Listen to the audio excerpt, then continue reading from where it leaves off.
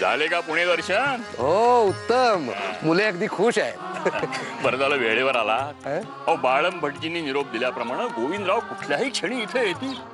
यमुनेस पहावयास. काय सांगताय काय? अगो यमुने जा, तयार हो लवकर, तुला पाहण्यास पाहुणे मंडळी येत आहेत. अण्णा ते पुण्यात राहतात?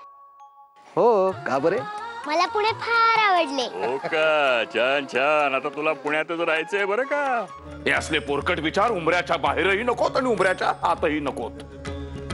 काय सांगावे, उद्या दुर्गाक्काचे लग्न लावावयास निघाल तुम्ही, आणि या उपर जर वडिलांचा मान ठेवावयाचाच नाही अशी जर आपली धारणा असेल तर मग काय, विषयच संपला.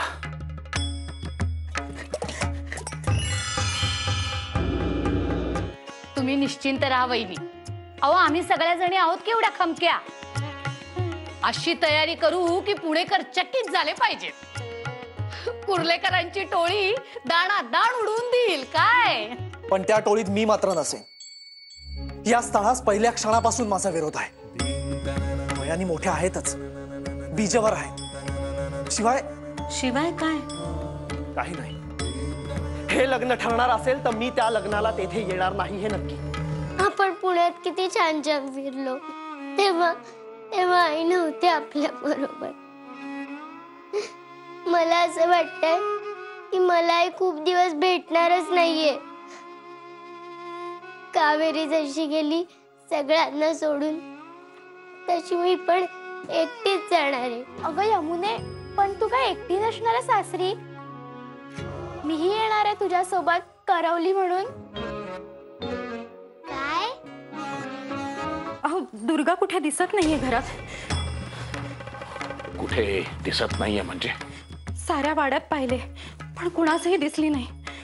माझा तर बाई भीतीने जीवाच उडून गेलाय. अशी कशी कुठे गेली? पण दुर्गा यावेळी अशी गेली तरी कुठे?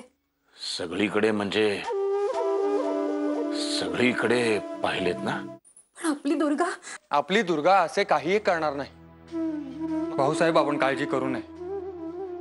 माई आपण स्वस्थ असावे. आम्ही दुर्गाक्कास घेऊनच येतो.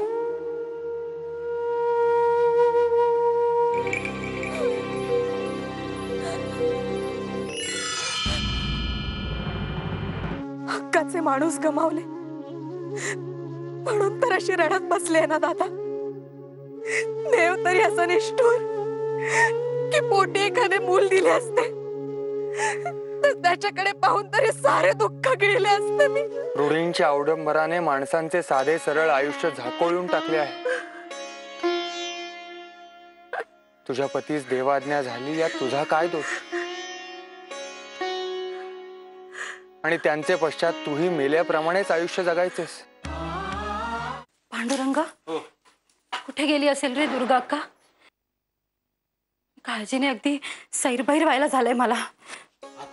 माई माई माई, अगं बाई, हो माई, दुर्गा का सापडल्या? काय? मागल्या अंगाशी विहिरीपाशी येतो. विहिरीपाशी? हो अगं बाई, तुम्ही काळजी करू नका, त्यांच्या बरोबर धाकले मालक आहेत आणि बोलतायत ते त्यांच्या बरोबर. यमे, ही घे जास्वंदाची फुलं. यमे, चल ना अंगणात टिक्कर खेळूया. हो. मग बसून काय राहिलीस? चल ना.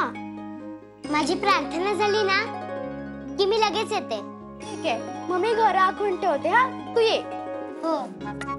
मला आईची खूप आठवण येते आणि आठवण आली ना की रडूही येते. मी की नाही येताना हे आईचे लुगडे बरोबर घेऊन आले होते. हे मी माझ्या अंगावर पांघरून झोपते. मला असे वाटते की आई माझ्या बरोबरच आहे. गणपती बाप्पा, कुणाला सांगू नकोस हा. मागे नाही का दाजीला मोत्याच्या भावलीचे कळले, तसे कुणाला सांगू नकोस हा. बघ मी हसले. बघ आई, मी हसले.